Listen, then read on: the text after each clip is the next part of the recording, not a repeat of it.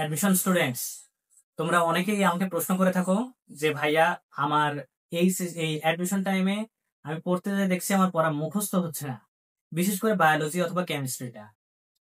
তোমরা যে মুখস্থ না হওয়ার সমস্যাটা এটা কিভাবে কাটিয়ে উঠবে? অনেকেই আছে যদি একবার পড়া বুঝে বুঝে পড়ো তাহলে দেখা যায় যে পড়া মুখস্থ হয়ে যায়। যাদের দেখা যায় বুঝে বুঝে পড়লে সম্পূর্ণ পড়া মুখস্থ হয়ে যায় এবং দীর্ঘস্থায়ী হয়, তারা অবশ্যই একবারই বুঝে বুঝে পড়ার চেষ্টা করবে এবং পরবর্তীতে একবার রিভাইজ দেবে। যাদের এমন সমস্যা যে পড়া সত্ত্বেও মুখস্থ হয় না, একটুও মাথায় থাকে না, তারা কি করবে? তাদের জন্য এই বুদ্ধিটা যে তোমরা বইয়ের যে অধ্যায় শুরু করবে সেই অধ্যায় শুরু থেকে শেষ পর্যন্ত দ্রুত গতিতে রিডিং দিবে এবং পুনরায় ফেরত আসবে একই জায়গায় শুরুতে, আবার পুনরায় সম্পূর্ণ রিডিং দিবে। এইভাবে 3 থেকে 4 বার দ্রুত গতিতে রিডিং পড়ে যাবে।